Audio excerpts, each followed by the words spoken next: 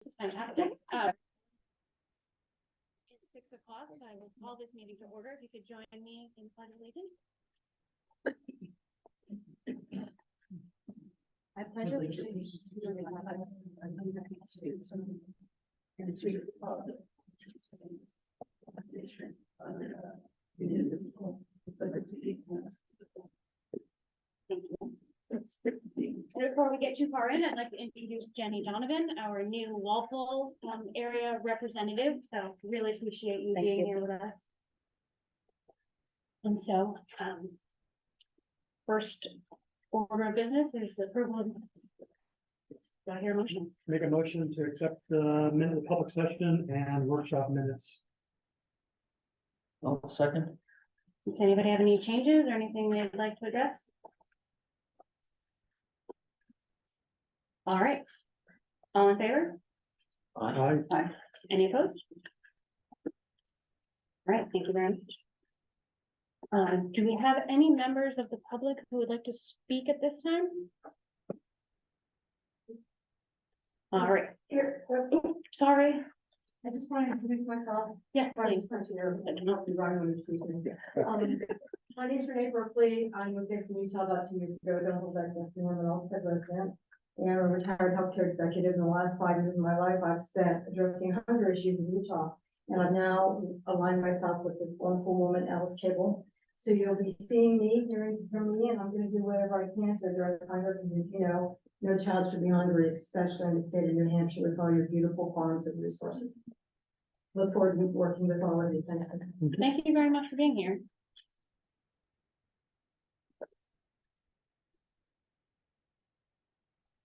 All right, thank you. At this point, I would like to ask Patrick Manning for his report. All right. So overall, at Fall Mountain, we have just finished our first quarter. So we're 1/4 of the way through the school year.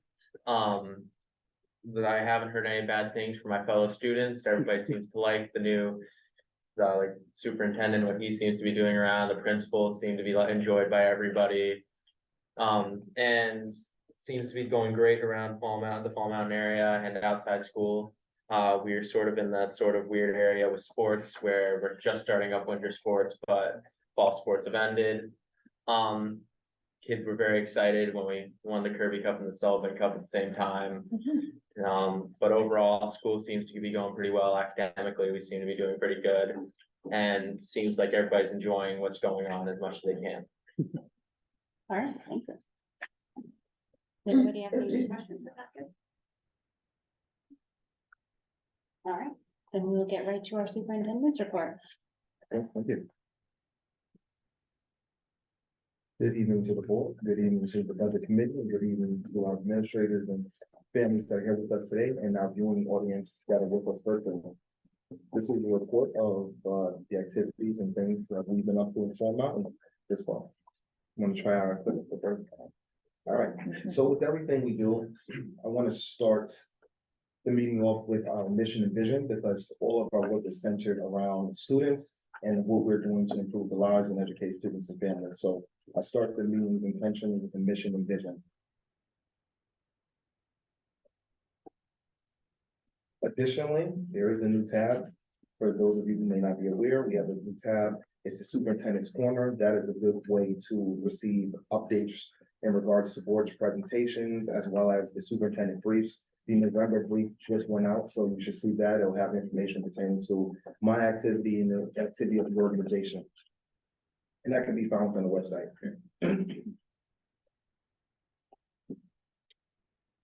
We want to highlight the fact that our administrators had the opportunity to attend the annual Bradley Care Education Law Conference. We're constantly engaged in professional learning. Knowledge is the currency of our profession. So we were able to take some of the key ideas and some of the activities that are happening with our legislative body and think about the ways in which that will impact our system. So there's this couple of some good lighting that like that visual light. That's there. So in October, we started the central office staff and I started doing some district walkthroughs to gather some data in regards to our instruction practices across attendance areas. So I was leading that work in conjunction with our Director of Curriculum Instruction and Assessment, as well as our Special Education Director, both of whom are with us today. I would like for them to talk a little bit about that. Okay, yeah. Yeah, you can just talk about, some of the highlights. We've been doing the district walkthroughs, it's been going really well, I'd say it's been nice, I get out in the buildings, but I don't ever get to take individual classrooms like this, we're doing a nice system overview. It's quick, so we're probably through maybe about 5 minutes, but we're just looking at how things are going, and from my perspective, it's a great way for us to gather some data to inform our practices moving forward. So if you wanna add a little bit, Marion. Yeah, I would agree. It's been really nice to see a lot of our practices in action. We've been seeing a lot of technology use. A lot of teachers are using smart boards, which we've been putting, Lynn Phillips has been doing a lot in the district, teaching teachers how to use those. We've been seeing a lot of student work in the hallways and in classrooms. We've been seeing foundations being used, which we presented to you last spring, and the use of Heggerty in the classroom. We've been seeing some science and some mathematics. We just finished our pre-K through 4 buildings. We're visiting Sarah Porter tomorrow and doing our middle school walkthroughs tomorrow as well. Thank you very much. And to highlight some of that, here you can see the district made a structural investment in regards to providing our teachers with smart boards, smart panels, resource to help educate our students. And it was a pleasure to see that it is being used across attendance areas. Just about every classroom that we went through, we saw evidence of teachers using this to drive instruction. So I think it's great when we provide teachers with resources so that they can do the great work that they're doing. And it's been a pleasure just seeing how our students are engaged in instruction across the district. Similarly, we look for evidence of student learning, and just in every attendance area, there wasn't one where we didn't observe or see artifacts or evidence of student learning displayed either in the hallway or directly in the classroom. So I wanted to showcase that here. It's definitely a good practice, and it's a really good feel for being in schools.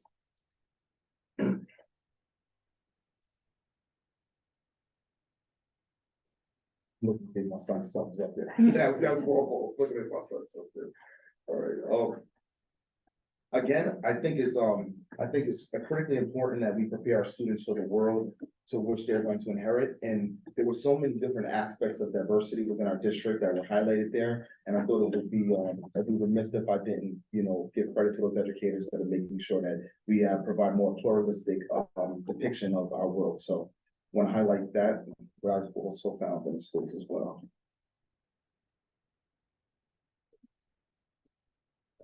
And I also wanted to give a shout out to, again, our professional development committee that was tasked with organizing a day where teachers can teach teachers and share best practices across the districts.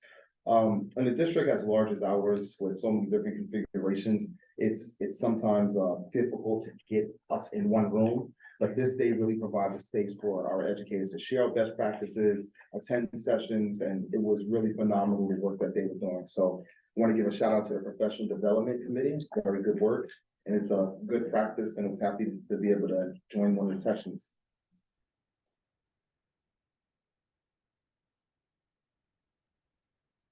Again, definitely would like to, just by happenstance, we happened to be walking through the high school, and we saw teachers Christy Benite and Amanda Chamberlain.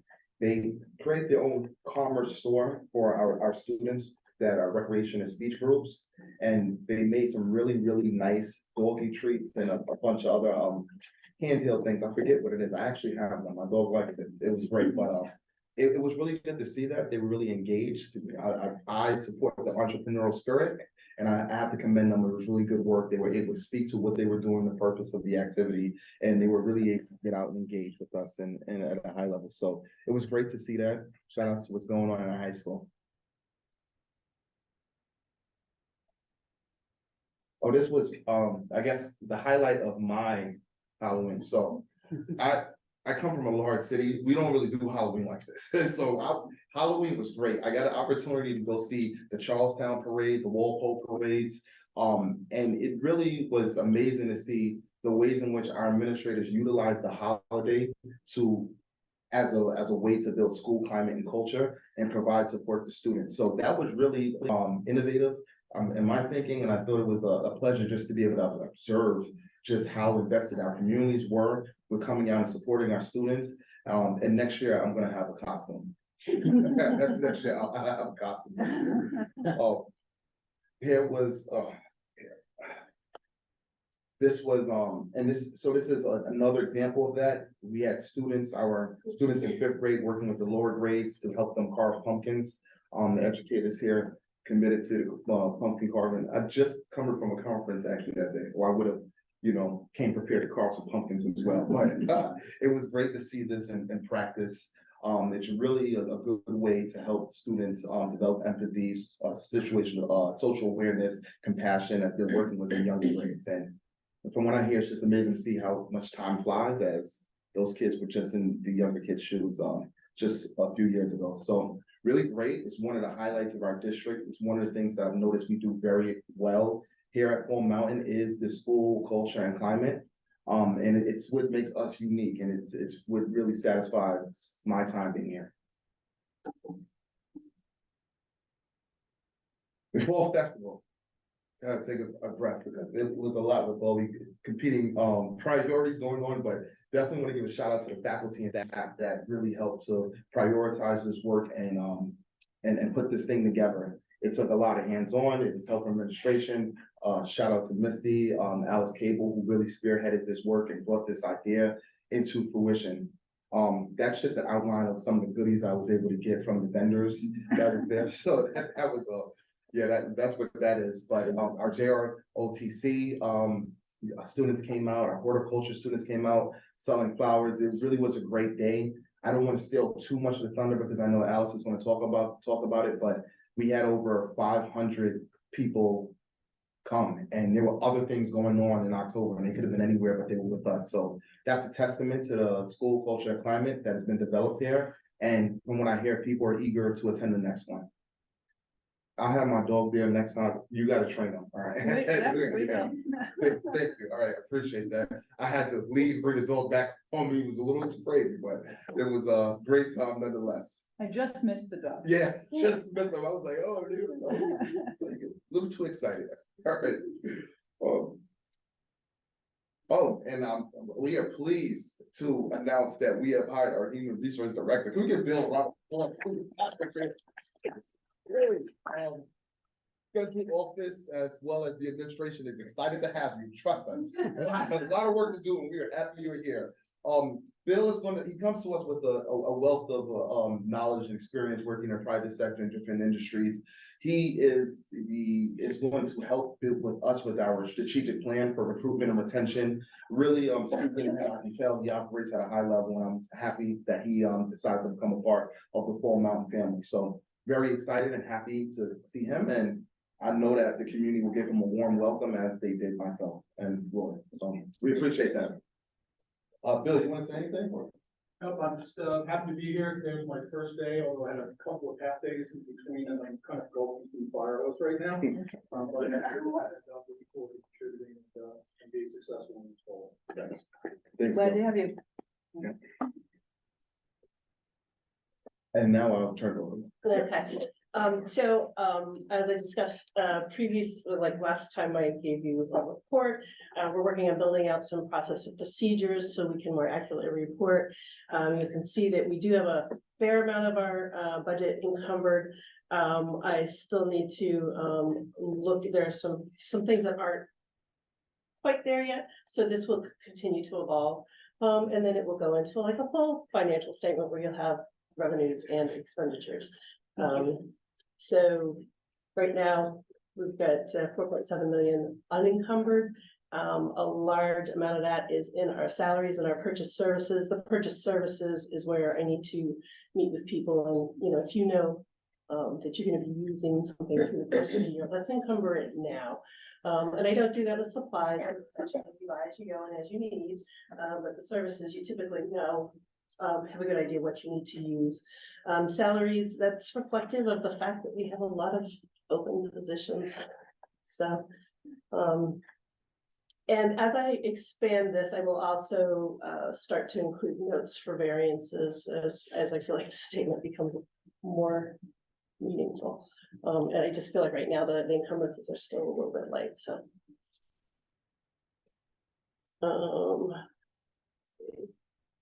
And then I just wanted to give kind of a brief overview of some of the departments that we manage. Well, finance office, we have our financial audit is coming up the week after Thanksgiving. And we're working on planning professional development for around our procedures and software tools, particularly for bookkeepers. We'll make that the materials something that can be handed out, and so that there'd be a reference library available. And we'll share that with the administrators as well. In transportation, we're expecting 5 new buses within the next month. They have a closing on Friday with Claremont Savings Bank for the financing. They were able to give us a better deal than we've typically received through Gorham. On my report here, I had driver's vacancies as 2. Well, as of this afternoon, it is 3. Oh, no. But we continue to struggle with drivers and filling those positions. And we're also looking for a dispatcher and secretary to train as a backup for Art. He's in the seat a lot, in the driver's seat a lot, to try to make our routes happen. Facilities, we're working on our safe grant applications. I have some quotes for some security film and discussing with Bill some other things that we might need to be looking at for other buildings. We also have some custodian vacancies. It's 3 regular positions and a student position as well. And helps to Alice. Oh, I guess I could sit. So I have 3 main things I wanted to talk about tonight. And hopefully I can do it briefly, but not so fast you can't understand me. Yeah, we'll talk about food and nutrition access. We've been doing a lot with that. Fall festival wrap up and the newsletter.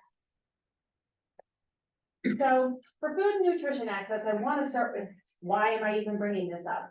But as of October 2nd, about half of New Hampshire children lives in households that reported having insufficient food.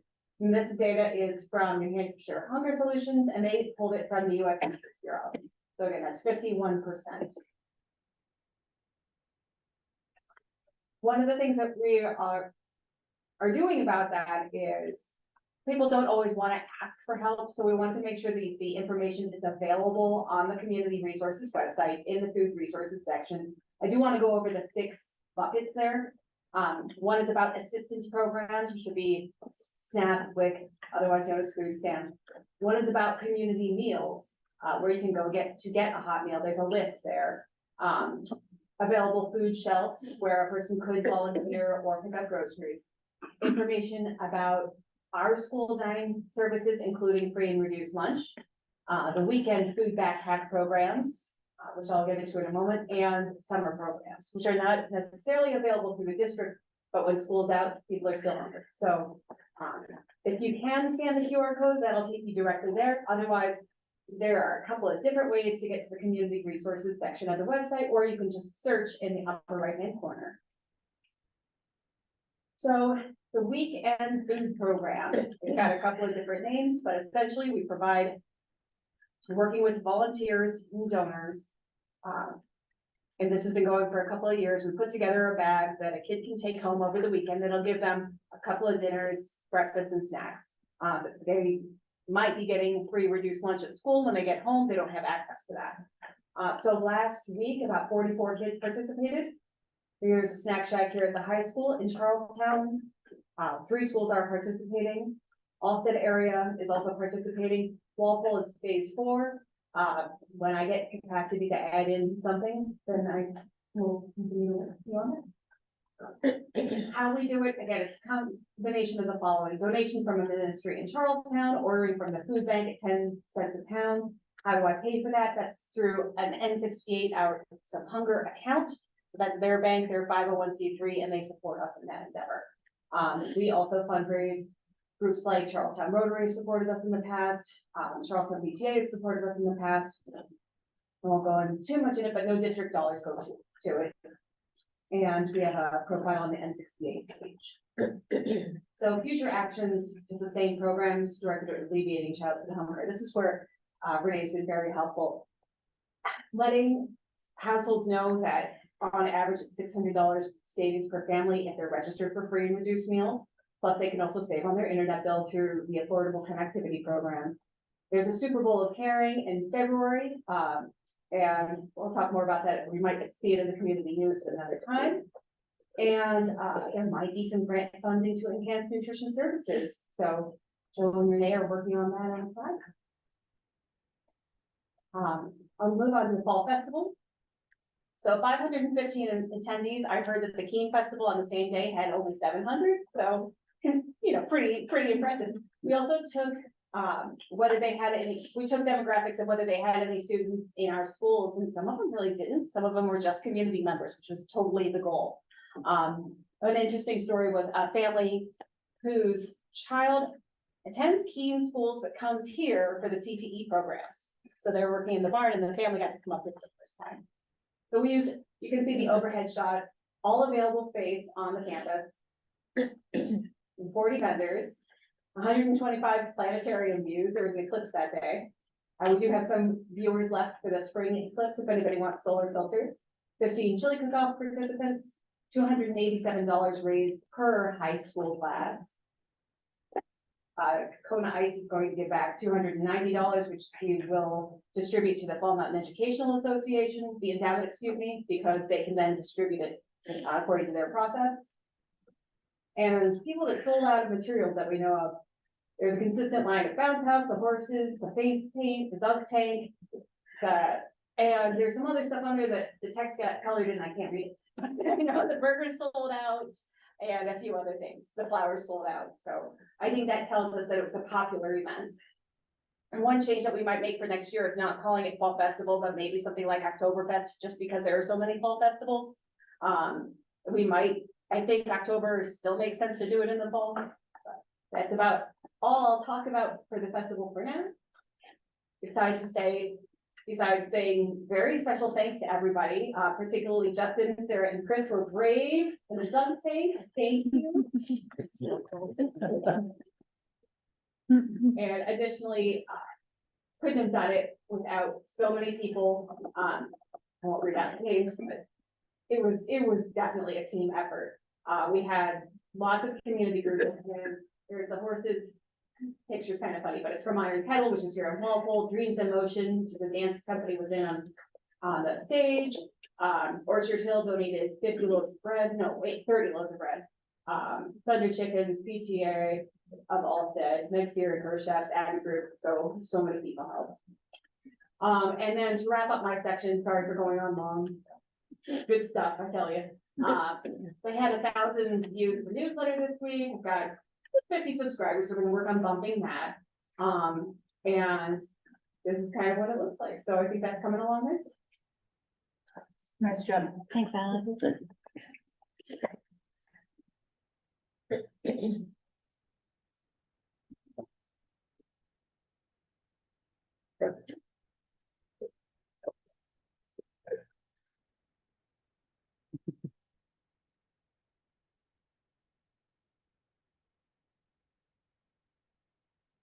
Oh, thank you. And again, we are really looking for our Wildcats. So if you know of any alumni, please encourage them to include our brief requests for the autobiography and pictures so that we can highlight you on our district website. And also please join the Fall Mountain Alumni Association as they're working to find our Wildcats across the country. We're spread out in so many different places, in so many different industries. So we're really looking to galvanize our people and bring them back to the Fall Mountain family. And that concludes this report. All right, thank you.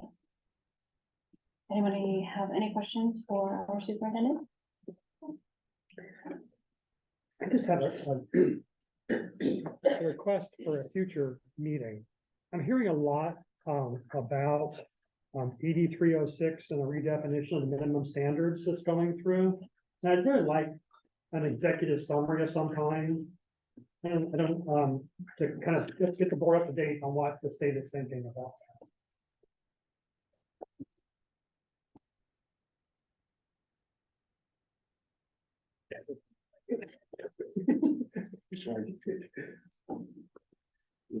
Eighty-three oh six. Redefinition amendment standard. I look forward to that. All right, at this time, we are looking at our consent agenda. Does anybody, Under day report. did we adjust that to add more people to it? Or was the transportation discipline added before we received it? I think we have the 100 days. Just more stuff. Oh, I thought I was all part of the last one. Sorry, I've moved on far too fast, and I apologize. So then I will throw it back to our superintendent.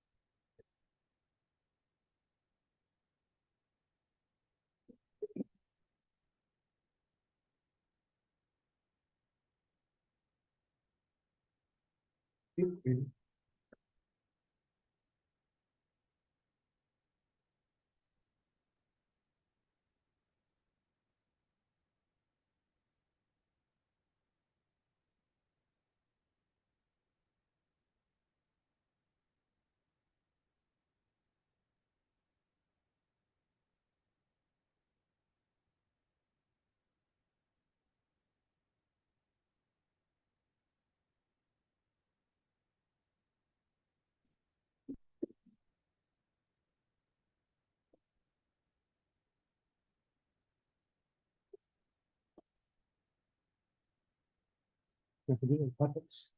More ready jitter. Let's get this thing. Get this thing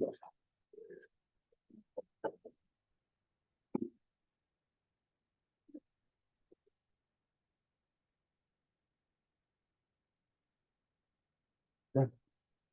He's working. Oh, it's work, okay. I think he's working. There. Okay, sorry about that. You scaring me, I'm like, wait, how do I did that? All right. All right, so I've been here for 100 and something odd days.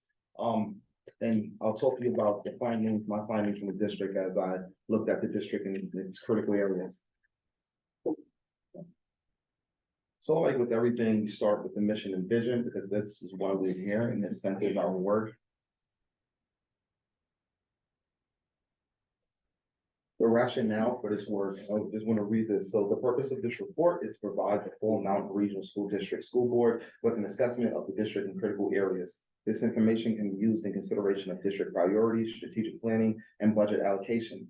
This report is designed to provide an overview of the district based on information that the administration collected within the first 100 days of the superintendent's tenure. Conversely, the information included in this report is not an indictment, value, judgment, or critique of the previous administration. Rather, it is an illustration of our current reality as a district with suggestions for future action. Because the New Hampshire Education Department adopted federal accountability standards under ESSER, it is critically important that the district is ordered to determine the extent to which it is positioned to support learning for the benefit of students and the community, and to ensure favorable accountability ratings. Therefore, the information in this report is tailored to address opportunities for improvement that will augment student achievement and improve the effectiveness of the system with respect to the taxpayer.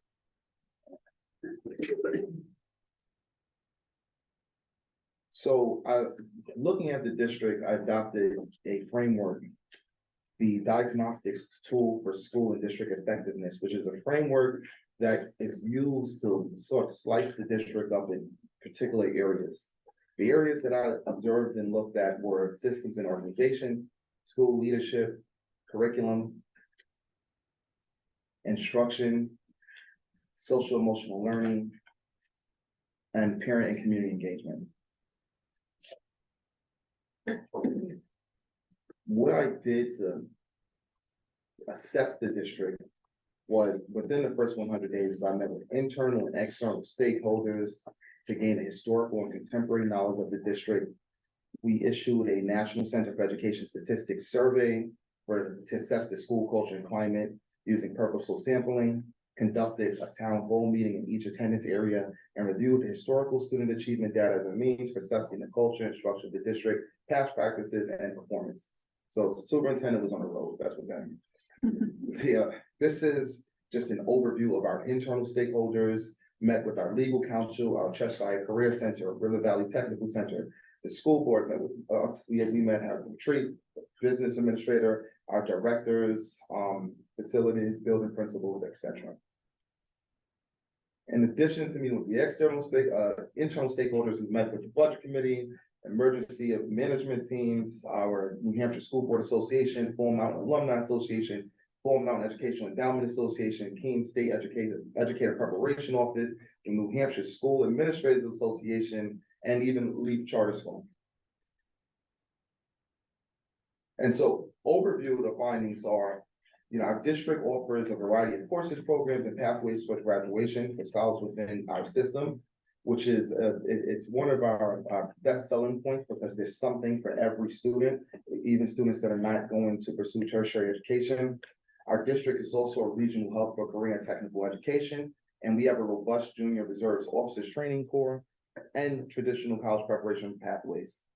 Based on the school climate and culture survey, 94% of instructional staff and 89% of non-instructional staff report that they feel inspired to do the best job. It is clear and evident just by this room tonight that we have a strong community investment in the system. And those are things that I want to make sure that I did not forget to highlight. Our opportunities for improvement. So much attention is owed to our internal operations and our priorities that we need to develop to impact student achievement and expand our opportunity structure in the district by supporting our neediest families and scholars, while also challenging our gifted scholars. The recent state assessment data illustrates proficiency rates that are below the state average in core content areas. That's not all measures, but it is a single measure that is very important, especially with our renewed accountability systems that are coming from the state. So it's something that we need to be very prudent about as we're looking to move the needle on instruction. I also found that there's a need to establish a centralized vision for the district. The central office should provide district priorities, and it should be, and all activities, and included budget activities, should be aligned to those priorities to move the system forward holistically. This is the demographic breakdown for our district. As you can see, we have an increase in our sizable special education population, with about 20% of our students in the district have an IEP. Our enrollment is currently at 1419. And this is just a breakdown of where those students fall in the respective schools.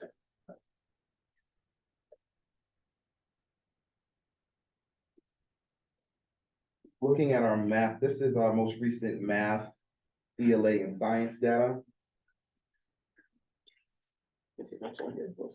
Yes, this is our most recent data, so you can see that we have some room to grow as we are moving the needle, looking to move the needle. Looking at our SAT data, the same. Right now, as our most recent data shows that there were 51% of students that were not proficient in both the writing and math sections of on the SAT.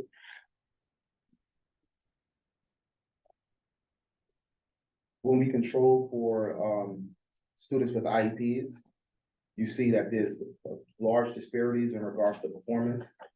Now, even though the number of students that had IEPs that took that examination is low, these findings are consistent with other trends across all assessments throughout the district in regards to special education students.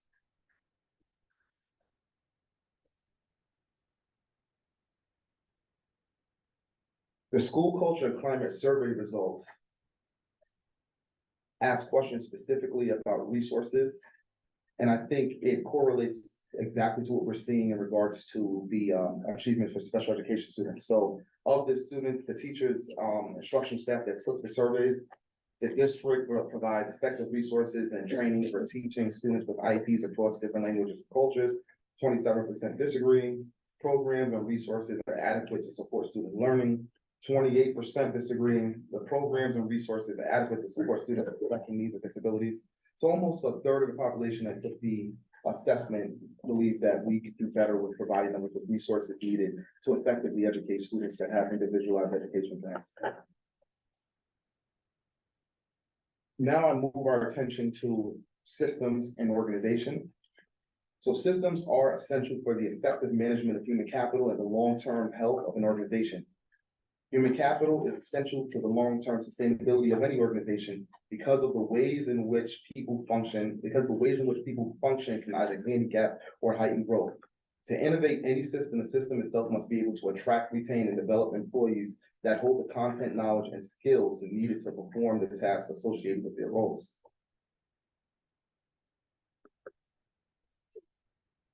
Some of the things that I noticed coming in were poorly documented procedures and systems that are largely person dependent.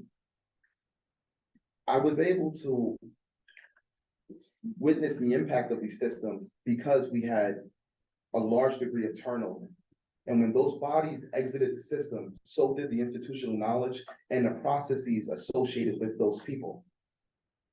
It caused a major disruption in the system, which we are still working through and trying to recover from now. Little to no evidence of an evaluation cycle for key roles within the district. Little to no evidence of district-wide initiatives. We came in and there were a myriad of incomplete reports. The district currently does not have a succession plan for any of the critical roles within the organization. And the district also does not have a comprehensive strategic plan that is designed to attract, retain highly qualified faculty and staff. My recommendation, the administration must be intentional about creating, reviewing, and documenting structures that support efficiency throughout the system. Equally important, the central office should be reorganized to better support the district by establishing district-wide priorities and providing resources and materials across attendance areas. The Human Resource Department should be utilized to focus on strategic planning and organizational culture. The efforts of this labor will equate to greater savings and more productivity.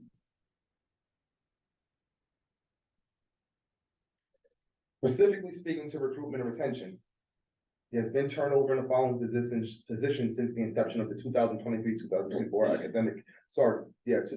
academic year. Business administrator, finance manager, human resource specialist, grants manager, transportation secretary, bus drivers, mechanic, paraprofessionals, administrative assistant, and several teachers. This heightened degree of turnover is costly because of the time and resources that are needed to attract new talent. In addition to the fact that one must replace these individuals working within the roles at market rate, which is often higher than the salaries of existing employees. Equally important, turnover is not only costly, but also disruptive to the system because of the interruption to productivity and the loss of institutional knowledge. School leadership. Effective principals are essential to school transformation. So much so that there are large bodies of research that are dedicated to examining how principals function within the system and their ability to impact the system and move achievement writ large. Wallace Foundation has a myriad of resources, and some of them financial, to support that work, which I'll be looking to tap into moving forward. But effective principals are skilled in human capital management, instruction, and building level organization. To be effective in their roles, they must ensure that they are engaging in instructional-based dialogue with teachers, building and maintaining a positive school culture and climate, building learning communities, and managing resources and personnel strategically and effectively.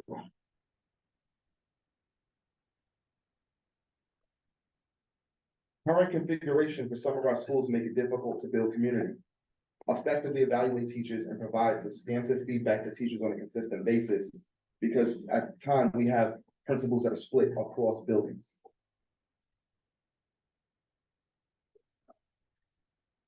Without the addition of an assistant principal. My recommendation we need to look at the evaluation process and assess that for efficacy and efficiency.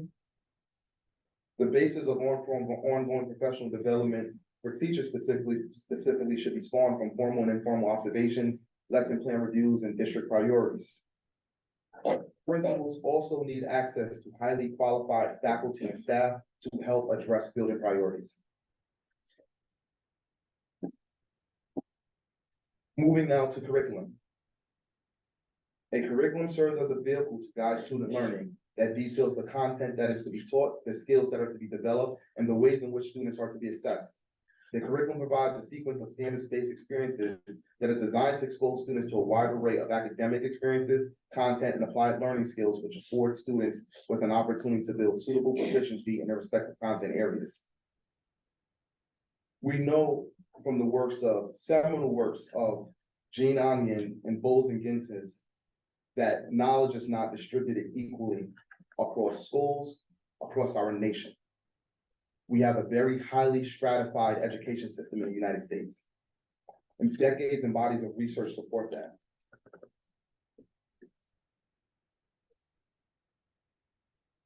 And I'm going to tie that into why we need to focus on the curriculum, but holding that thought, we know that teachers' expectations of students can largely impact the student's trajectory in the system, depending on the level of expectations that they're exposed to early on. We also know that when teachers have high expectations, students typically perform high.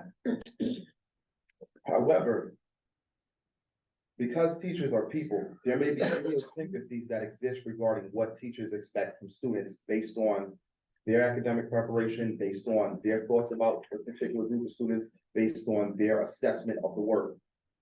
Without having a curriculum, a district-wide curriculum, it is hard to control for how much of student achievement can be explained by X variable. Is it that students are not being exposed to the same content across attendance areas or the same rigor? Without having that curriculum, I don't know, and there's no way for me to know that. You define curriculum as you understand it. So it's a scope of study. Scope of study that students will go on and engage with. It details with essential questions, what skills they're going to focus on, the content knowledge that they be exposed to, and it's done in a sequence. It should be vertically and horizontally aligned across the district. And what it does is it allows us from a systems perspective to be able to control for the achievement. And what I mean is, and this isn't bad actors, it's just, it happens naturally.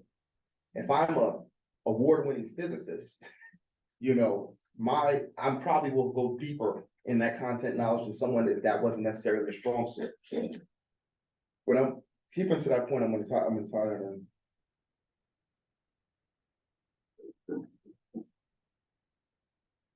So what I found when looking at the curriculum is that there's little to no evidence that the district has adopted and implemented this district-wide curricula, particularly in core content areas. There's been an attempt to build a curricula at the high school, and in some attendance areas, there's some attempts, but the process could benefit from additional resources so that they have the adequate time and resources to build that. The district cannot guarantee what is being taught across attendance areas. And it is likely that there are disparities regarding the content to which students are being exposed. The recommendation. The implementation of the curricula enhances student learning. The implementation of a curriculum allows the administration to control for potential barriers to student learning. Curricula serve as a resource that provides teachers with an opportunity to focus on instruction. Not that they wouldn't be looking at the curriculum to supplement it and make it more relevant for their students, but it allows them to also focus on the delivery of that curriculum and highlight focus on instruction. At a minimum, the district must know what is being taught across attendance areas and assess how it is being taught to ensure that students are being academically prepared to meet the challenges at the high school and beyond. Again, with our current configurations, the high school is the central terminal to which all students will traverse. Everyone is going to end up at the high school. We have to ensure that we can control for what the students are being exposed to prior to coming to high school. Just want to say, Dr. Spence, it looks like you're a slide ahead. Oh, sorry. Thank you. Because you're talking good information, Oh. we gotta see that. And that's why you're there. All right, thank you. All right, so yes. And so so I'm just recapping, these were the recommendations. So again, at a minimum, any district must know what is being taught across attendance areas and assess how it is being taught to ensure that students are being academically prepared to meet the challenges at the high school and beyond. Much of this is what we're doing in the district walkthroughs and our lesson plan gathering to find out what is actually being taught across attendance areas as we're looking to find a curriculum. Okay, so instruction. So right now, 13% of our faculty have received a statement of DOE. There's a nationwide teacher shortage, and so there are more people entering the system that have taken non-traditional career paths. They did not go to school to become teachers, essentially. As we bring in more people with that designation to the system, we need to make sure that we're providing them with the professional development and the support so that they can effectively educate the students. Right now, the district has prioritized unpacking state competencies for student learning and developing learning targets and specific content areas. In addition to this work, the district must build a timely and impactful professional development series to provide teachers with the resources needed to improve instruction. Again, going to the slide that I shared earlier, almost a third of the teachers are saying that the district is not doing a good job at providing them with adequate resources to effectively educate students with individualized education plans. The data that you looked at shows large disparities between achievement between general education students and students with that designation. And this is, and we're also, it's substantiated by what the teachers are telling us. At the same time, teachers must receive ongoing, timely, and substantive feedback that they can use to improve their instructional practices. And yes, I'll close there. So more resources for our teachers. Yeah. Question. Yeah. The wording of that. A third of participants believe we could offer more help to those IEP students, or we're doing a good enough job. Which side from the graph earlier? So it's a third of teachers basically saying that they don't have where the district is not providing them with the support or the resources to effectively educate students with IEPs. Effective. Yes. Thank you.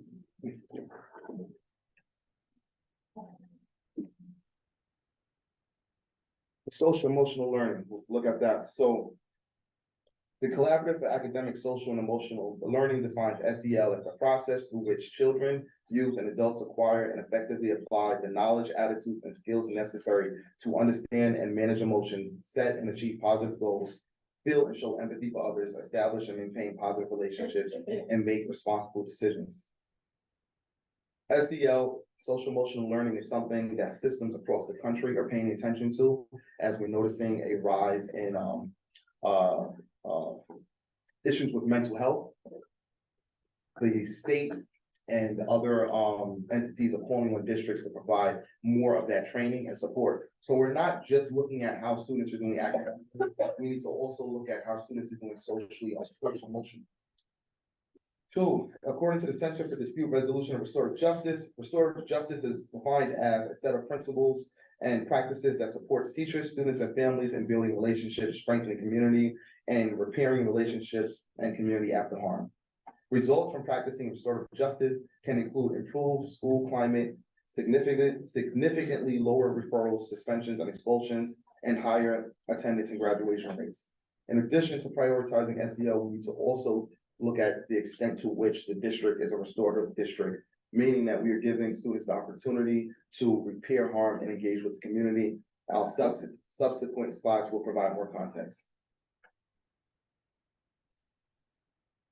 So right now, again, you see district provides materials, resources, and training necessary for me to support students' SEL needs. About a third of instructional staff and non-instructional staff that took the survey believe no. District places a priority on addressing students' mental health needs. Well, roughly about a third in both respective parties disagree or strongly disagree. District provides quality counseling or other services to help students with SEL needs. 22 and 19 respectively. So our stakeholders are saying that we could do a better job at providing and prioritizing that work. This one is directly from the students. Survey. Teachers understand my problems. 37% disagree or strongly disagree. It is easy to talk to teachers at the school. 29% disagree or strongly disagree. Students talk about the importance of understanding their own feelings and the feelings of others. 39% disagree or strongly disagree. Students work on listening to others to understand what they're trying to say. About 39% disagree or strongly disagree. Students stop and think before doing anything when they get angry. 65% of students either disagree or strongly disagree. Students try to work out their disagreements with other students by talking to them. 54% disagree or strongly disagree. Adults help students develop strategies to understand and control their own feelings and actions. About 26% disagree or strongly disagree. When looking at discipline, and this is leading into the restorative justice work, discipline is fair. 31% of instructional staff disagree or strongly disagree. 43% of non-instructional staff disagree or strongly disagree. 30% of students, 37% of parents or guardians disagree or strongly disagree. School rules are applied equally to all students. You see the numbers: instructional staff 34, non-instructional staff 43, students 30, parents and guardians 42. Strongly disagree or strongly disagree. Effectively handle student discipline and behavior problems. Instructional staff 34, non-instructional staff 51%. There were only two groups that were asked that question. Disagree or strongly disagree.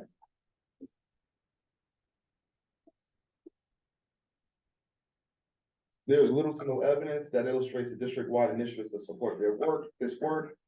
There is some evidence of restorative practices in specific attendance areas.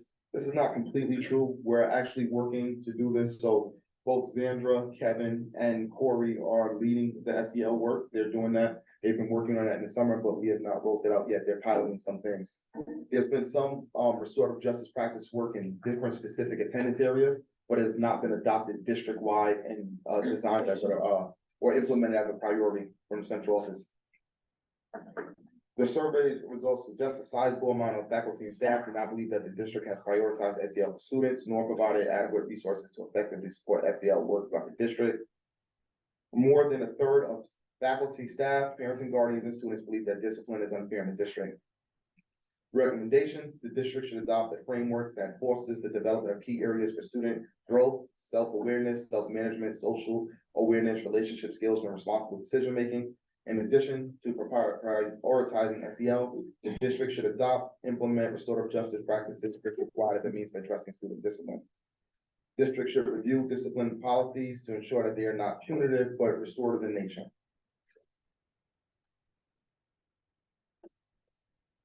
Parent and community engagement. So bodies and decades of research that, and so it's only the sample work listed here that speak to the importance of parent engagement. It's critical for student success in the education system, their academic success. It's been long argued and discussed that parental engagement is critical to student achievement, and without it, students are likely to suffer poor educational outcomes. I say that to say that as a district, to what extent are we helping or providing spaces from a district-wide lens for parents to be involved? And I'm going to speak to Alex Cable's work and her role in this shortly. Here again, we have research that suggested that the resources that parents gain through their social networks contribute to the development in their children's education. If parents have minimal social networks, they tend to be less involved. Parents with access to more financial resources are more likely to be involved. Stevenson and Baker reported a positive correlation between mother's education and degree of parental involvement in school activities. The researchers stated that parents with more education are more active in school activities as parent-teacher associations, et cetera, et cetera. And it isn't a value judgment. It's really access to resources, ability. The school is not independent of the macro shift in our economy. If parents are working more hours to get by, they have less time in their day to focus and prioritize things. So that's the context for this work. It's not a value statement, but this is stating that more resources equate to time often, and without those resources, we have to think as a system, how do we provide opportunities to make sure that all parents can engage regardless of where they fall in socioeconomic continuum?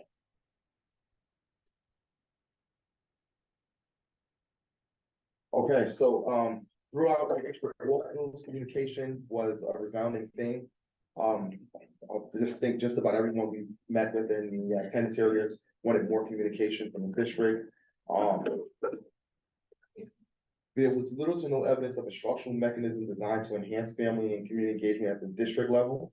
And I'm not talking about site-based and individual things at the school level, but from a district perspective, we don't have an office of parent, family, and community engagement that's dedicated to making sure things like the fall festival, making sure that community newsletters that's been going out can occur to make sure that everyone is invested in the system and has access to the information. So recommendation, parents and community members should receive ongoing and timely communication regarding district activities, priorities, and information pertaining to the overall performance of the system, key performance indicators. The district should develop a comprehensive plan to increase and sustain family and community engagement. Community liaison's role is being redeveloped to oversee family and community engagement across the district. Alice Cable has been doing a lot of great work in making sure that she's bridging the gap between the district and our larger community. Some of that is with, she mentioned with our community newsletter that goes out to all communities, whether you have children in the system or not, to provide people with an update as to what is happening with our school system. Our district website was updated to include a community resources tab. So for families that may be struggling, we have resources listed on the community resources tab. We're also highlighting the alumni, and we're also highlighting the district's community partners and looking for other partners that can engage with the work to make sure that we can provide services for our immediate families and students. And you can subscribe to that newsletter and you'll get it as it comes out.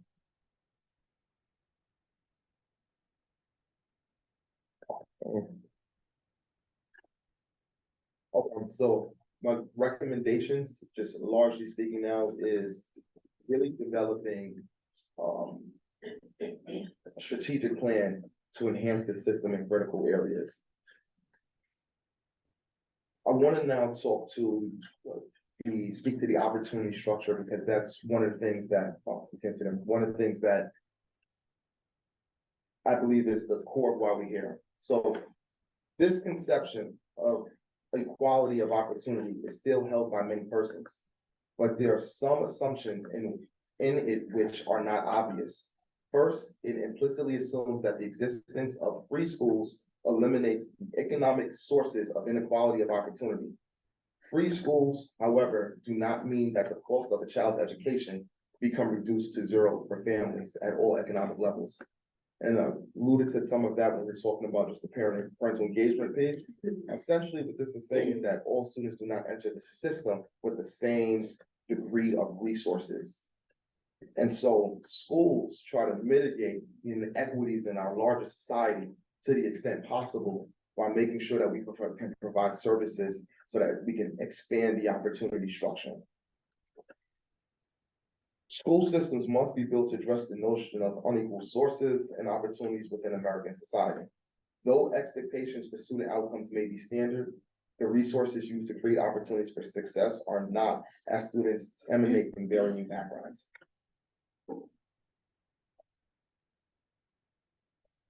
In considering everything that we've discussed, or at least I've spoken to, I'm proposing that we implement a framework for the district, which I've coined the Fall Mountain Guarantee. The district will provide students with high quality programming and instruction while expanding the opportunity structure for all students regardless of their attendance area. And in exchange, the community will support the district by approving a budget that will enhance district opportunities. What I'm looking for us to focus on is rigorous early elementary education, because if you can provide students with strong elementary foundation, it's cheaper to educate them in subsequent years. Recruitment and retention of highly qualified faculty and staff, because it's costly, turnover is costly and inefficient. A robust capital improvement plan to make sure our facilities are comfortable learning environments. Rigorous and diverse curricular and core content areas. Strengthening our community partnerships, utilizing our community partnerships insofar as possible to offset some of our budget restrictions to the extent possible. Enhancing our relationship with our teachers and support staff. And this is what I'm proposing as a framework for the board.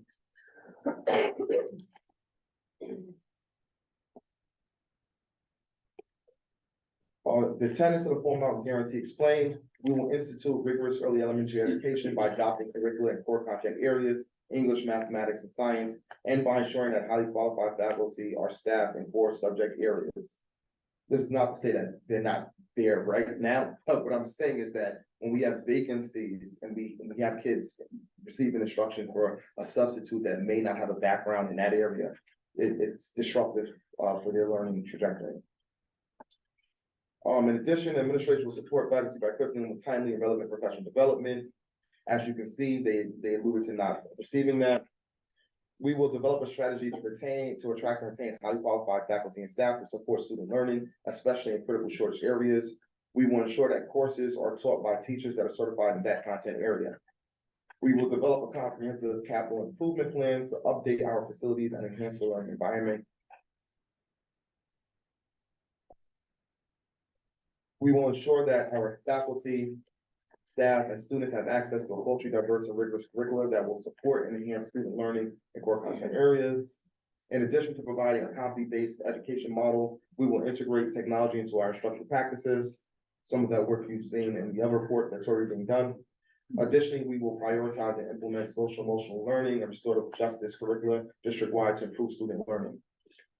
We will formalize and strengthen our community partnerships to provide ancillary support to the organization while increasing parent and community engagement. These partnerships will help to provide wraparound services for our neediest families. We will strengthen our relationship with our teachers and support staff by acknowledging their critical role within the system and providing them with timely and relevant professional development, adequate staff, instructional materials, and competitive wages in exchange for their diligence and commitment to the health of the organization.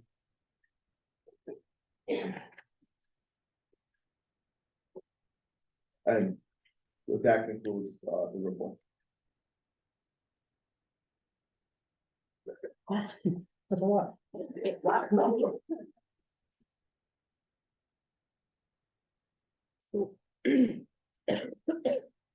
This is a great report, and I really wish we hadn't done this tonight. Because I think this report actually warrants a whole meeting unto itself. In order for us to talk about the recommendations, how to link your report to our future visions, and have a really frank discussion of where you can help the board and the board can help you. Because I think this report is remarkable. Obvious, you spent a great deal of time on it. I really feel like you just flew through it, and I really believe that it deserves ample time for all of us to digest it and then really have some really great, honest discussion. So I'm hoping that we're going to bring this back to a workshop where we can be dedicated to the whole. All right. So I'll delete my emails. That was a phenomenal report. Thank you. I think that's a report we've been waiting for a really long time, and I think I appreciate the frankness of it and the honesty in it, and that is a lot to digest, and I look forward to breaking it all down.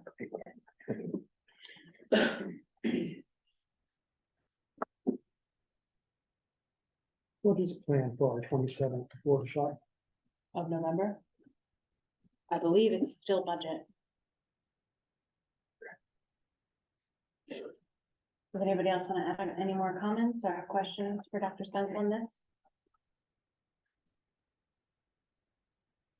Will these slides be available for us to look at? In superintendent's corner on the website. Thank you.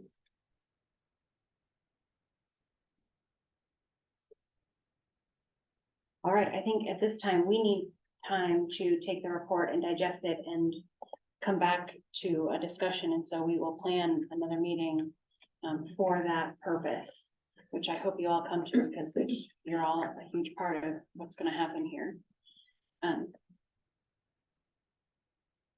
Thank you very much. And so I'm a little overwhelmed, I apologize. With that, can we move to our finance report? Do the consent agenda real quick. You want that first? All right, does anybody want? I did add a retirement, midday. To the list. That came in because we won't have another one before Okay, the person leaves. did everybody hear that? There was an addition to the personnel. Did everybody get a chance to look at it? Tobin was added, as a retirement. He's a, maintenance technician. And that's effective December 1st. So we'll have another meeting. It's on. Midday, I just added it before today. I got it this morning. Oh, okay. And she did not have the information about the bus driver. So it's not on here. Okay, so That we have was a a late. second bus driver. Yes, that was a late, submission. Well, I don't think he's put it in writing yet, but. Okay, so we will add that to the next one. Oh, I hadn't even seen that screen yet. Sorry, Jamie. That's Go all ahead, right. Liz. I just wanted you to know that, sorry, I am on Zoom, so we will have to do a roll call vote. Thank you. Thank you. All right. With that. Did you have something like that? Make a motion to accept the consent agenda. Do I have a second? A second. All right, Jamie? Yes. Jenny? Yes. Yes. Sarah? Yes. Alyssa, yes? Kevin, yes. All right, thank you. I'm gonna go ahead and put that where I need to. Okay.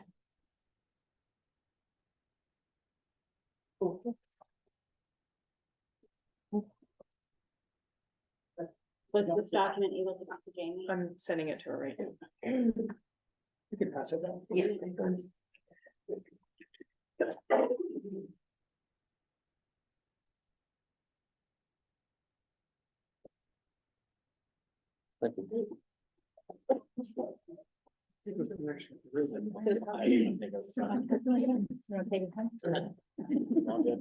Time to address things. Not so many questions. So this clearly is not the complete packet of information that you'll be receiving. It occurred to me, I don't know if you like it in paper, do you like it electronically? We seem to try to do a lot electronically, but this is gonna be a lot of documentation, so I wasn't sure what the preferred method is. I think it's fairly individual. I know I like paper. I don't know how. Okay, I'm the opposite, I like it online. okay.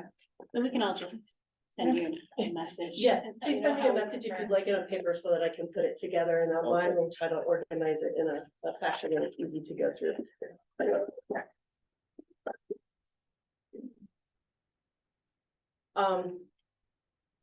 Hot off the press. I think Dr. Spence's report was a wonderful segue into this. With many of the departures in our office, it has been difficult to find some of the historic information or trail. I know it's there, but where and trying to find it. And there hasn't always been rhyme or reason and documentation, so it's clear. I'm sure there was some sort of reason behind different changes.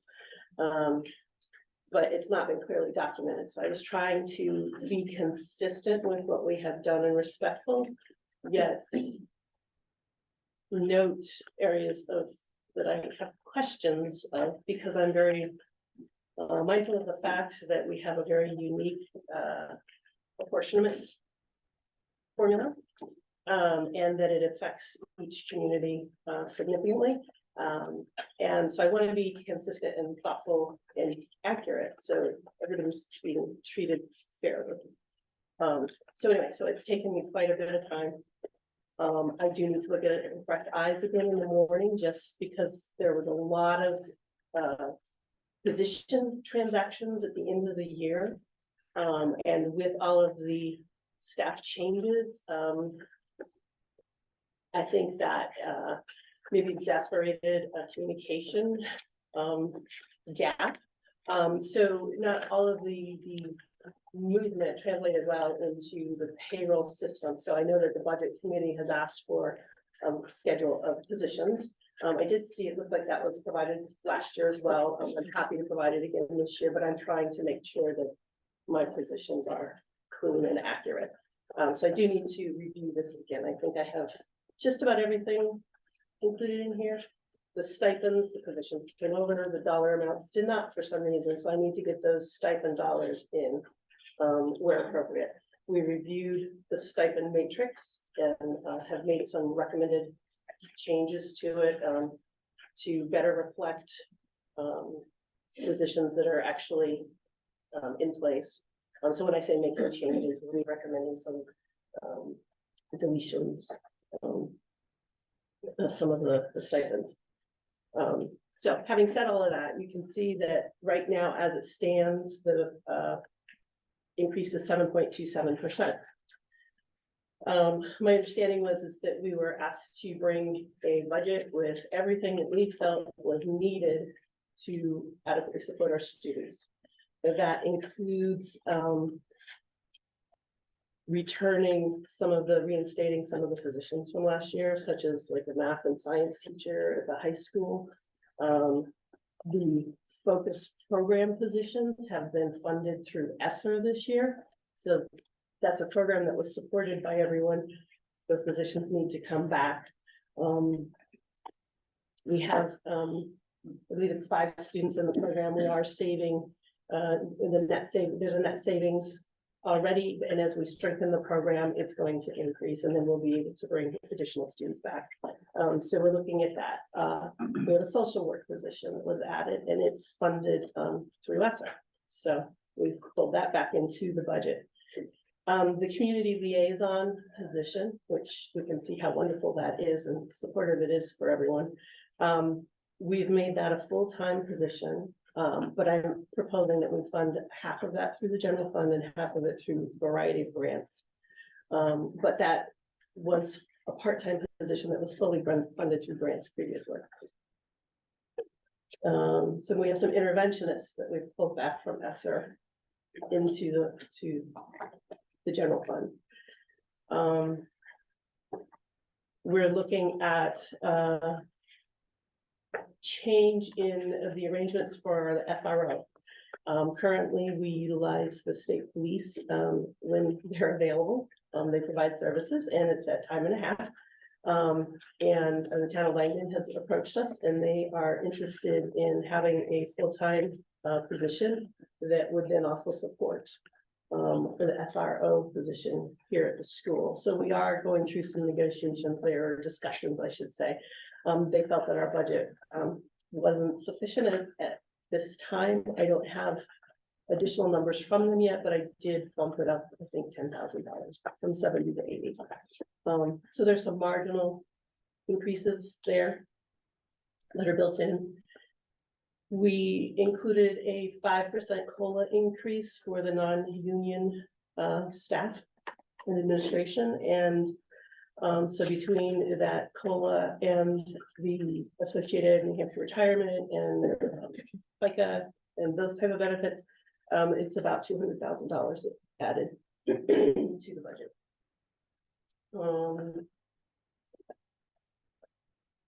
Our wages went up by 1.9 million over last year.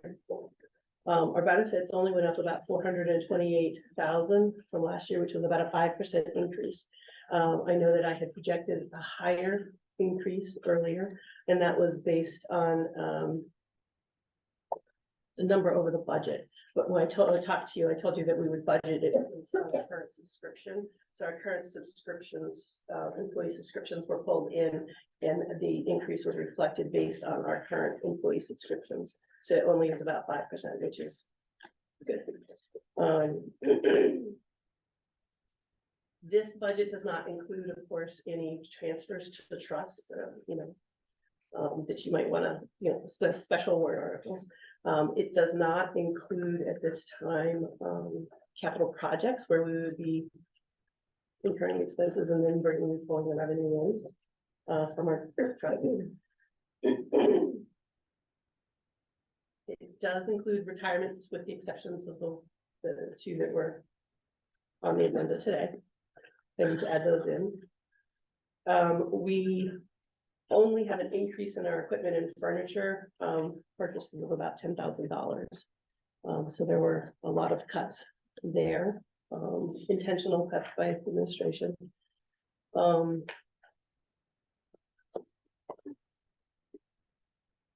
trying to think what else we want to highlight. Like those are the major highlights.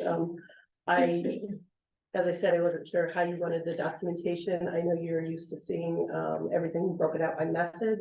Is that done earlier, later in the game, or at this stage? Is this documentation with supporting materials? Is this the format that you're used to seeing and that you'd like to see? I pulled it from our software, but it was one of many.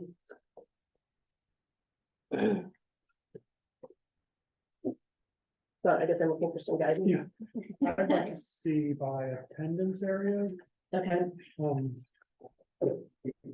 So not necessarily by building, but by attendance area. Well, not by, sorry. Well, And by town. Right, yeah. Yeah, okay. but, and I took accounting like 40 years ago, and there was a word for like the account numbers matched to some better words than these that are all broken out. What's that called? So I can't control the feeling within the software. But I can try to see what I can do to help with that. The thing that tells me what all these account numbers mean. Okay. Is there a A chart of special- accounts. I can give you a chart of accounts and elements, account elements, so you can understand that. Jamie, did you have a question? Yep. I can send you some documents in what I think would be helpful for the budget committee. Seeing as two of us that sit on it used to do the documents for Fall Mountain. I think we probably both have a set of older documents on how it used to be sent out and what type of content is useful for us in trying to figure out this budget. I'm a little shell shocked at the increase per dollar amount and percentage. I know you briefed us about ESSER coming back in. I think we asked for a list of all positions that had been funded out in ESSER, what they were for and what the dollar amounts were. And I appreciate this a lot of work in your first year coming mid-year. Would you also send that to me once you feel it's where it needs to be in an Excel spreadsheet, please, so I can manipulate it? Yes, absolutely. Thank you. And when you say that, I'm assuming you mean all reports, all versions. If they're going to be this long and broken out, yeah, because I want to, I look at it in a different way. I look at it consolidated by department, by location, and also consolidated by subject code by location, because it tells a different story. You know, like you telling us salaries are up whatever dollar amount and percentage, it doesn't show us, right? So if we take and, break out all the strands and then consolidate them by what is similar, then we can look across, 1 through 900 series codes and say, okay, 100s are up, 10% of this, and 200s are up 20%. And so I always take mine and I consolidate them in that manner so that I can look at the big story picture. That's actually what I did to give the number, to give you an idea of what the different categories increased by. Yeah. Definitely I'll do that. Thank you. And I'll have a complete list of the positions. If I recall correctly, you weren't concerned about having names, but you wanted positions, whether they were vacant or filled. We'll have the ESSER positions. I haven't dived into the grant funded positions yet outside of ESSER. But I know I need to do that at some point. I was trying to get a budget out. This is okay. We can get those later. Okay. And then, yeah. Just to remind, we had a conversation last time, just to remind myself, of this $2,405,000 increase. Correct me if I'm wrong, 488,000 of that is from the contractual obligations from the teacher contract.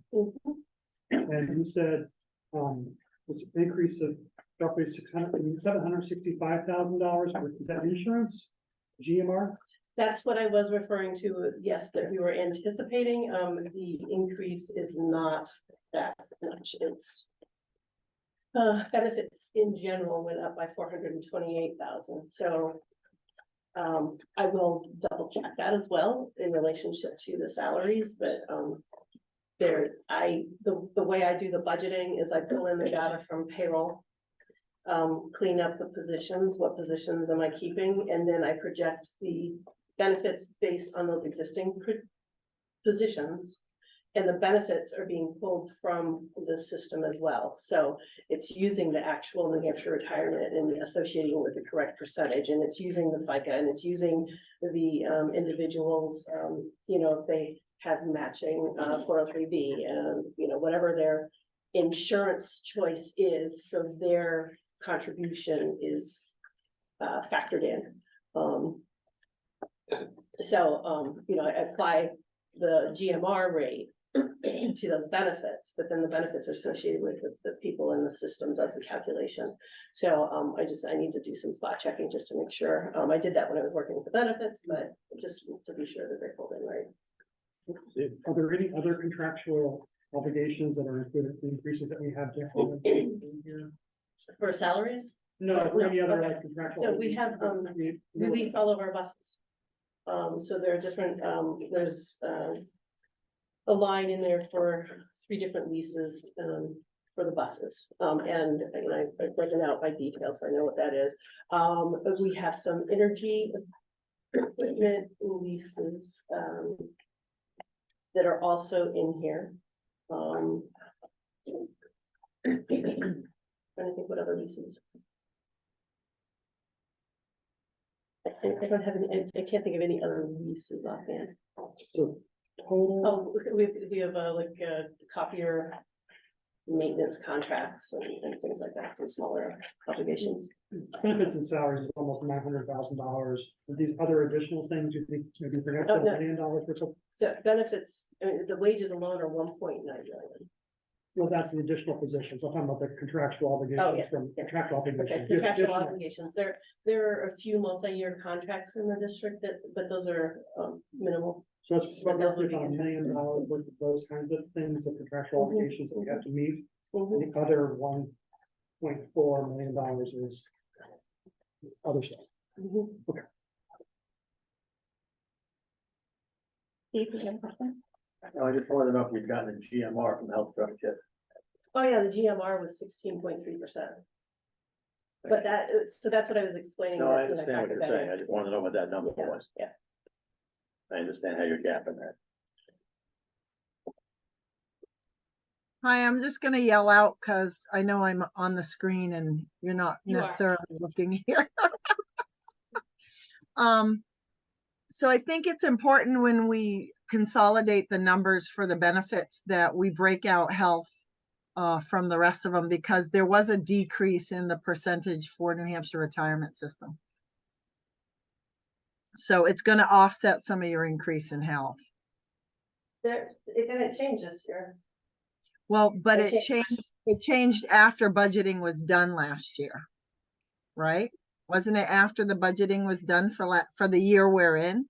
Didn't it change after that? I don't know when the budgeting was done, so I can't speak to that. Okay, It's so we usually might done just want to check it year to year, Lori, by breaking the two out, because that might skew it on your health, on that part that's contractual for both of them, actually.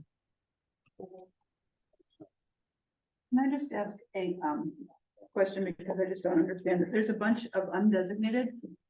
Yeah, I was looking at that. It's because I rolled, I was trying, instead of having I just wanted 100. an explanation, because I know that, I'm sure that Yeah. people over there are wondering that undesignated, there's a lot of. So I'm gonna take care of that in real reports. It was 110 pages. And so I was trying to consolidate it and roll it up, because we don't have a quick copier in our niche, so I was like, it chugs along. So anyway, I knew I didn't have time, or, I figured you didn't really have the interest. No, that's in fine, I just, 110 pages. I just wanted to, Absolutely. undesignated. It's No one useless. ever likes undesignated. Yes, it's useless. I don't like that.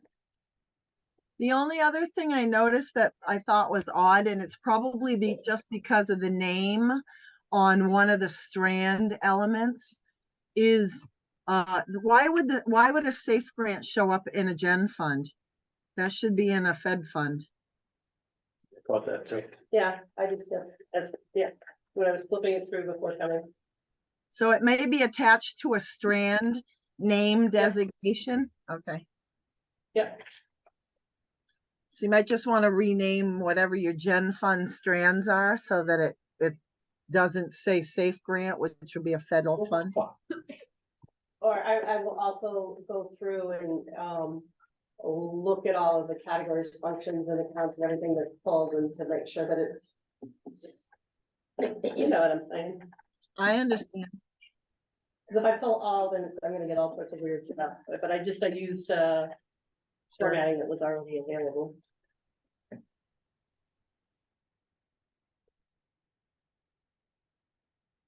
Are we gonna get some kind of,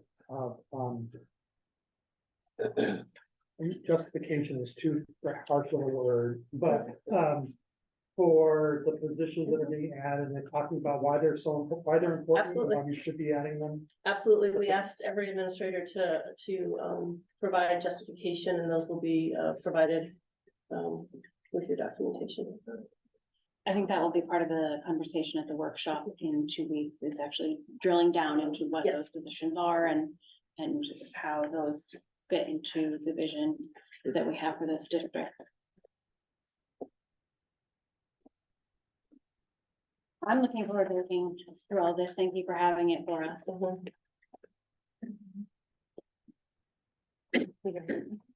DOE 25? Yep, I realized that I didn't mention that in my report, and I probably should have. The DOE 25 is not done. I had competing priorities, and I thought I could have it done and worked on it. And it came down to, again, I can knock out a DOE 25, figuring out how to allocate or properly align our method formulas with the buildings in appropriate ways, stumped me. It's a So lot. Steve is, actually, he's graciously offered, or well, accepted my request to come in and work with me, and to work on completing the DOE 25, so we can get that done this week. Thank you. So We are very fortunate to have such a well. We'll see. So I have all the confidence. in well, you. if nothing else, I can, but why? Show me, Yeah. Jamie? show me. I'm really. If y'all get stumped, you can call me. Okay. I did it for 9 years. Mhm. I'm just, trying to be mindful and respectful of boundaries and relationships and stuff, perceptions and, Sounds all like of we want those to have, factors. so don't be afraid, the least they can say is no, Yes. but there's always going to be other resources out there for you. so, I'm very mindful of the fact that this is not good for some of our communities, or maybe all of them, I'm not sure, but, I'm trying to, again, accurately prepare it with justice and thoughtful intention, because I've already come across some things, or some things have also been pointed out to me where, we need to make corrections and changes in how it might impact our communities. And I'm interested in not perpetuating those or creating new ones. So, I thank you for, bearing with me. It will not be this way next year. I will have my own institutional knowledge by the time that comes around.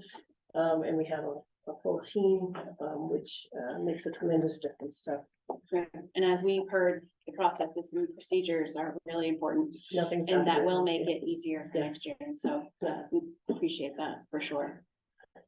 I think I see. Yes, So have our 5 towns been officially notified that this is late and that it's going to affect them? Yeah, I did send an email, last week. I do need to send an update. To all five select boards? Yes, yes. thank you.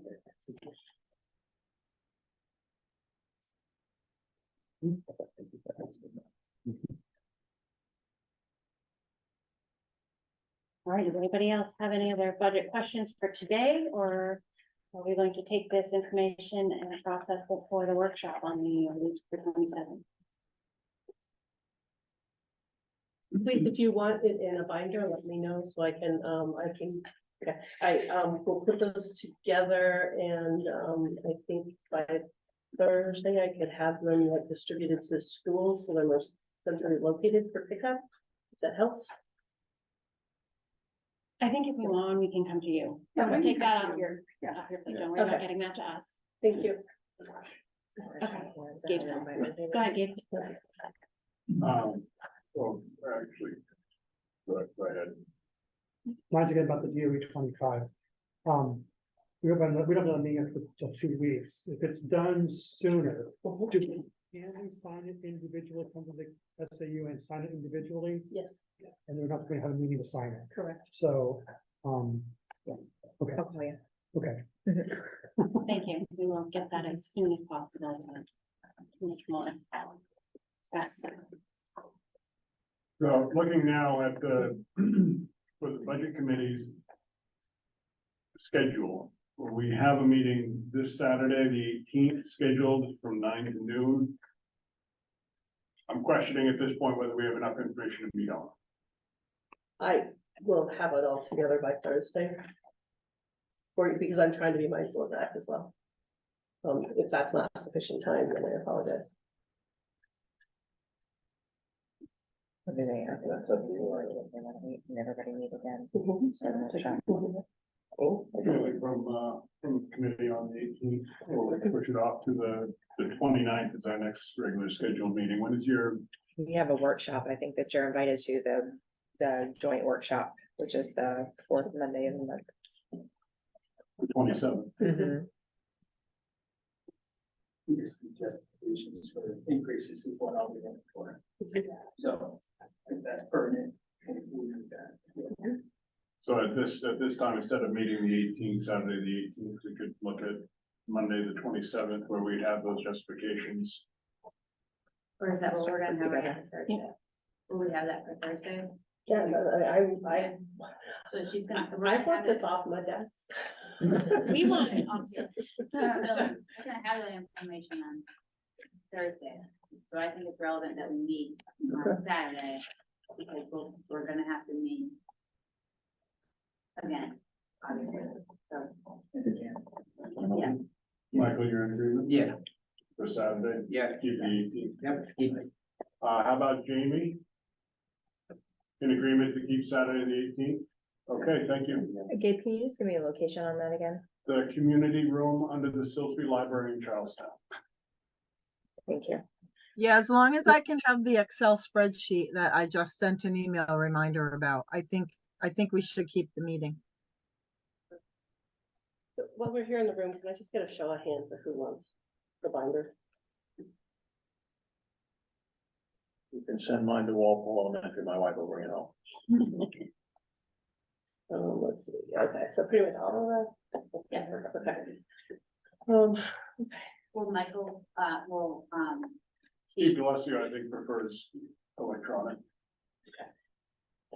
But The electronic will be available as well, so. In the electronic one, is the descriptions are full. The electronic will look pretty much how this is, so I have to, yeah, I have to see what I can had do. one, but I had one for all day originally. Does the Excel have the full description? So the Excel is just dumped from this software, so like I generate the report and then I dump it into Excel. I might be able It to. shouldn't cut it off. Excel shouldn't cut it off, I don't think, Lori. Yeah, that's makes sense. So I'll fiddle with it, I know we need. I won't truncate, I mean, I won't, roll it up. You should be able to get our binders when we go in to sign the DOE 25 this week. Hopefully it all works together. All right, did anybody have any more questions regarding what we've got in front of us or the process going forward? I just want to acknowledge the hard work that you're putting into this, because I know that we've had some ups and downs in terms of financial. I mean, we had a whole year with a part-time person and then a brand new person and then another brand new person, so, yeah, it's a bit of a kerfuffle, so. Yeah, it would be a challenge at best, and with no continuity, it is. I really acknowledge all of the effort that you're putting in, and I think you're doing a great job. That's me personally, I don't speak for the whole board, but I speak for myself. I appreciate it. So before you guys go, this treasurer's report. Have any hands over there? Oh, yeah, and you guys wanted the MS 24. Thank you. Bill, did you want to comment? Bill Rashansky from Charlestown. I was wondering if the ESSER funds were used to fill any new position. You know, one where the ESSER funds used to pay for a position that wasn't there before the ESSER funds were available. Yeah. Last question, can I get copies of the budget in Excel if I email you? That shouldn't be a problem. Public document. No, the accounts. not a finished budget, That's, well, whatever. Right, it should be a draft. it's a draft. Thank you.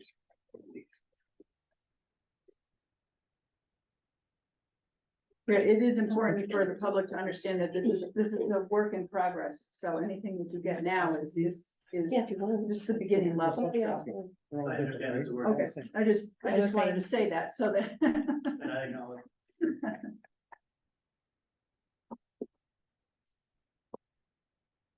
So this is the MS 24, which is the estimated revenues. I did not change any of the revenues. There's a review process that you go through with the Department of Revenue. And during that process, Jamie will let me know what the guidance is from the state as far as the special education aid and what their, what the range is that we might get reimbursement for. And we'll talk about surplus and the change in funding with the state. Came up with new this year. Will be reflected at that point.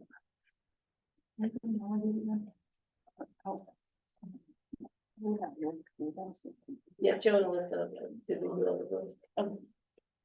It's safe to just sign.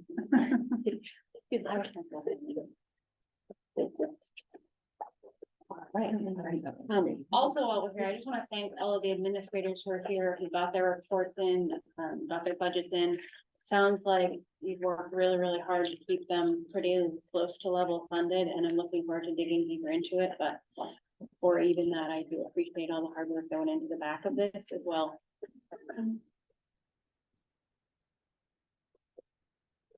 All right. Are there any other visitors here? We added a second, line item here for visitor comments. If anybody had questions or comments about the budget? Anybody want to add anything? I don't think anybody else wants to add anything. All right. Do any administrators want to give their report in public? We have them, we've seen them. Does anybody want to speak to their report? Good. All right, good. Thanks for submitting them ahead of time. I think we're really great. I did want to comment that, you know, in conjunction with Dr. Spence's report, I see that there are some connections being made between incidences going on last year compared to this year, and it's already getting better. And so the things you're putting into place are already working in a very short amount of time. And I know all of us are grateful for that. So with that, Can I just get clarification? Yes. On what I'm doing over here? We started having like a sign sheet that was an overall that was signed, but this looks like it's back to signing each one.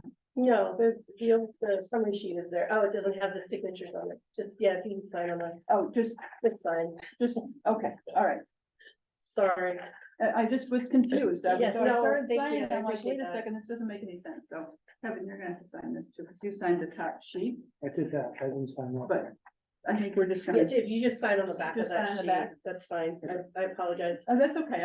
I just wanted to make sure I knew what I was doing. So that I wasn't- So I'm trying to work with staff to prepare this for me. So they had updated everything, but didn't actually have it written. So that's all right. We so will. we're connecting, we're getting there. I'm trying to do everything. Good job. Are we gonna accept it or Yeah, no, it's- do we wanna make a motion to accept the current report? I'll make a motion Seven. to accept the treasurer's report. Do I have a second on that? I'll second. All I right. get to at least second, they went to the office first. All right, Amy? I'm gonna abstain because I haven't seen them. I don't know if they got emailed out or not. I couldn't find them. I'm sorry, in the folder. Thank you, get to send those out. Sally? Jen? It's like scanning it all and doing it at once. We're approving the treasurer's report. I know you haven't seen it. Yeah, I'd have to abstain as well. So I don't have enough information. No need to apologize. Thank you. Steph? I'm fine with it. What am I supposed to say, yes or no? Yes. Please say yes, since you Yes. signed all of them. Sarah? Yes. Okay, yes. Kevin, yes. All right, thank you very much. I do appreciate the new process. Does make this a whole lot smoother. Well, unless you have me. No, it asking was a great questions. question. I thought that was Yeah, a very hot sheet.